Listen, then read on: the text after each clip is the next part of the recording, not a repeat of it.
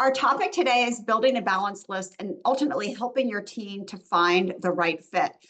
For the last 26 years, my team of tutors and executive function coaches and college consultants have been helping kids to do better in school and to ultimately find their right fit college. And so that is our focus this afternoon is, how do you find those colleges that are really the right fit to put on your students' college list?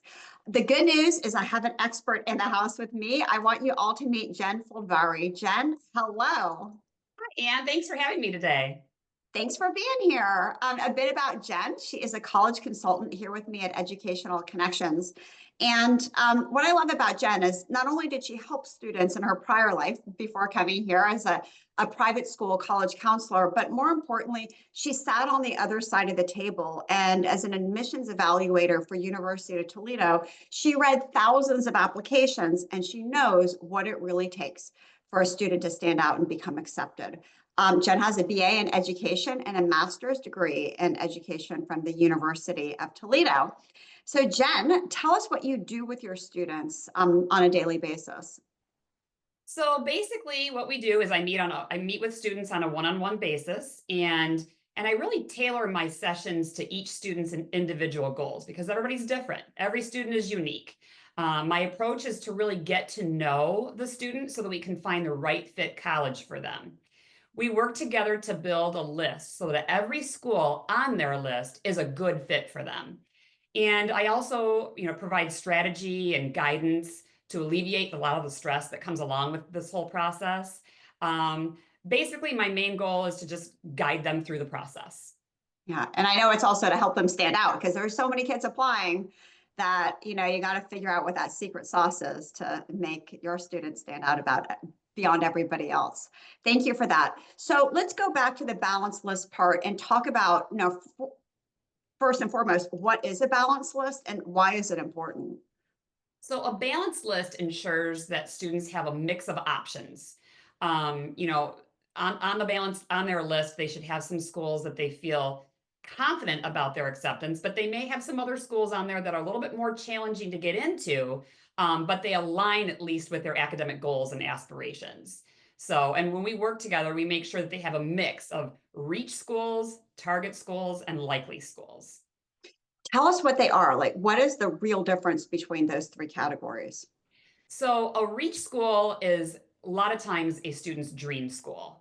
It's a school where, a student might have difficulty getting into because of its selectivity and low acceptance rate, but they still want it on their list because they've always wanted to attend.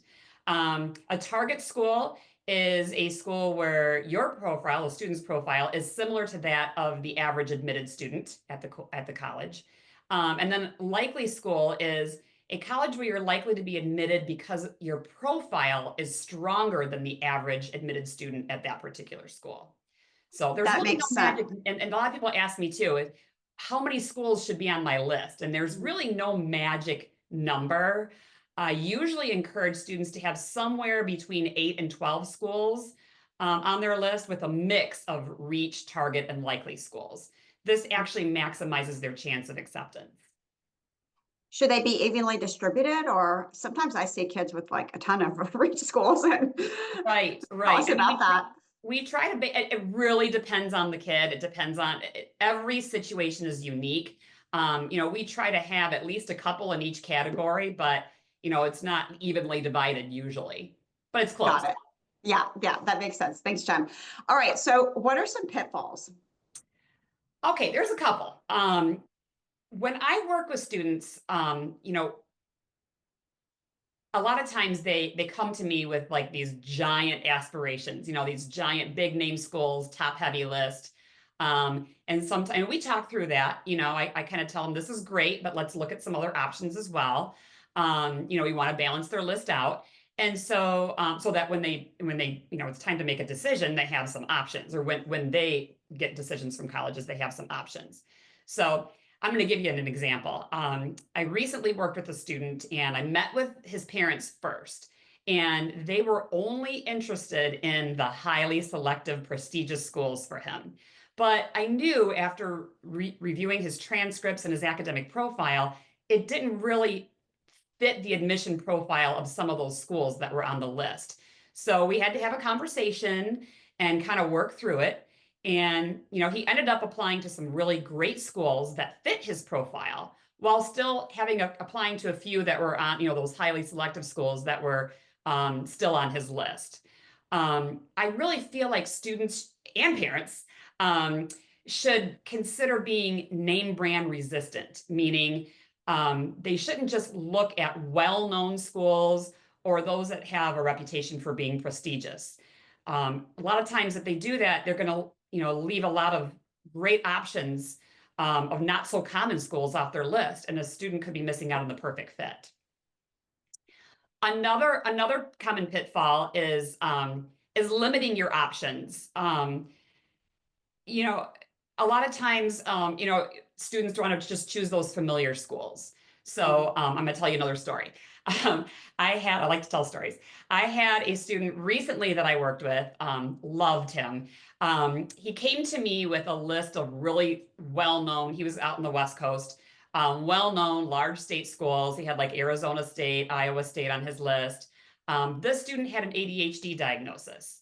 And after a few of our meetings, I could really tell that he could benefit from maybe a smaller school that had some more, like stronger support services for students that have ADHD.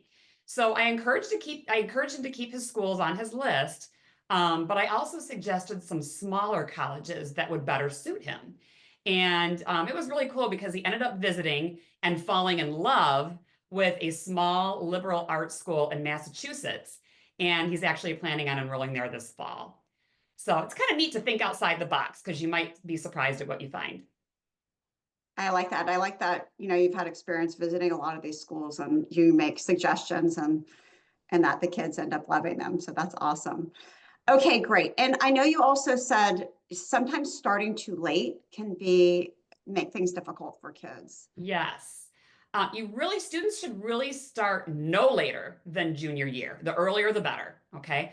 Those of you who are parents of juniors on this webinar, please don't freak out. We still have plenty of time, but you really don't want to end up rushing through the process because it takes time to research colleges, build your list, visit campuses, complete your applications and your essays, and then ultimately make the final decision. So another story, I just met with a sophomore the other day and we were talking about his list. He's very excited. He's got a list, but he's got a lot of schools on his list, a very ambitious list of schools, and he's having a hard time narrowing it down. So because we're meeting so early, it's nice that we have the time to really do the research on the schools together. So what we're doing with each session is we're kind of breaking it down and choosing a few schools to really look into because he has the time to do it. And it's really cool because he's actually started his own color-coded list for the things that he likes about each school. And it's just been really nice to not feel so rushed. And along the lines of that is sometimes I want to mention that, students that may have too many schools on their list. Another thing you want to think about is if you have too many schools on your list, the quality of their application might be lacking because they're doing too much. So I tell students, don't apply to a college just to see if you can get in. Only apply to schools that you would seriously consider attending if you were offered admission. That's a great point. And sometimes kids will slap down schools in their safety category or they're most likely. And, they don't really want to go there, but they just want to have the school. And that shouldn't be the case. All those schools too should be ones they can see themselves at. Right. All right. So Jen, how do you help your kids get started? Because this can feel like a lot. So it's different with every student. So, I have some students that come to me with their college list ready to go and they're ready to start their applications. And then I have others who have no idea where to start. And a lot of times I find that these are the students who are just feeling so overwhelmed that they just can't get themselves to start the process. And I love working with these students because, it's like I said, it's just a process. We just kind of work through it together. The first thing I do is I really want to get to know my students. So I want to know what makes them tick. I want to, explore their interests, their passions, their goals. We have a great program that we use called AchieveWorks, where I have students do a few assessments. They're just 15-minute little assessments, kind of more for self-discovery, but they help them as well as me, kind of look at their personality and their learning style and their skills. And a lot of times, if they're having even a hard time finding a major, it helps with that. So we kind of break that down too. Then I sit with the students and I kind of review their academic profile, their transcripts. I look at their school profile, and then we kind of put all that together. And then I talk with the student about what they should look for in a college. So we kind of dig deep. We don't look just at the major, or we look at the academic rigor of the school, we look at the program offerings, the campus community, the size of the school, the location of the school, their extracurricular activities that they offer, and sometimes even the type of support they offer for neurodiverse students. Yeah, I saw a question about that, Jen. Somebody asked, how do you help kids that are neurodiverse, kids with ADHD, for example? That's very common. Right, right. I have a lot of experience with working with students with ADHD. Actually, I was a special education teacher for a long time in my previous life. So I have a little bit of experience in that area as well. What are some things you help them look for, specifically in a college, certain support systems?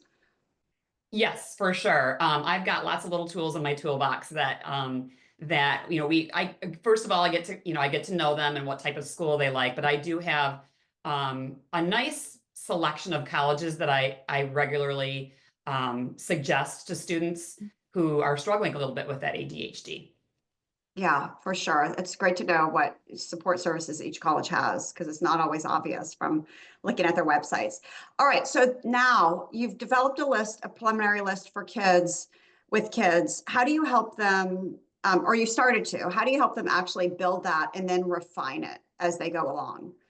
So, and again, it's a collaborative effort. I make some suggestions on some schools that match what they're looking for, and we create a preliminary list together. So we use something called College Planner Pro, and I use this a lot with my students. It might be a little similar to what people are familiar with, maybe with Naviance or Score, if your schools use that. I like this program though because we can interact in it together. So students and I can send messages back and forth to each other. I can make some suggestions for schools. There's two sections, so they'll have their list and I'll have my list of suggestions. And there's a spot in there for me to add notes. So like if I come across a school that I know is going to be an amazing fit for them, I'll add it to the list and then I'll put a few notes in there, and then they can on their own time, go through and take a look at it and see if it's the right fit. So we spend a lot of time doing that. The next thing we do after we've kind of built their list, and those lists are always changing. I know somebody mentioned earlier that they have a list and it keeps on changing. That is normal and to be expected. The next thing I do is I have the students first start out by taking some virtual tours of college campuses. My younger son is a high school junior, and we are actually going to do that this afternoon. We've got a snowstorm coming in, so we're going to spend some time doing that together this afternoon. But take some virtual tours first, just to pick up the vibe of the campus and see if it's something that makes them more interested in the school. And then beyond that, really the college tour is so important. I know some students are looking at schools across the country and it might be a little more difficult to get to, and they may want to wait to schedule visits until after they find out if they were admitted. But if at any opportunity you can have to set foot on campus, that is so important.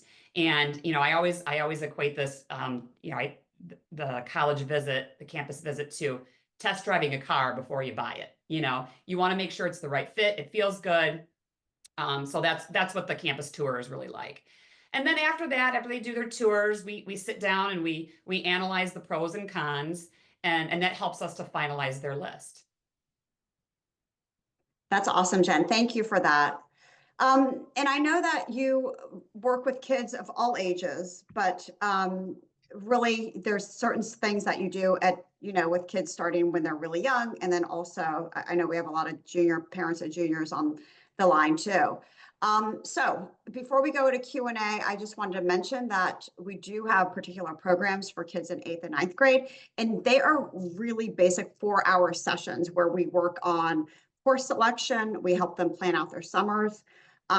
We get to know them, obviously, and their interests. So we start helping them to develop a narrative.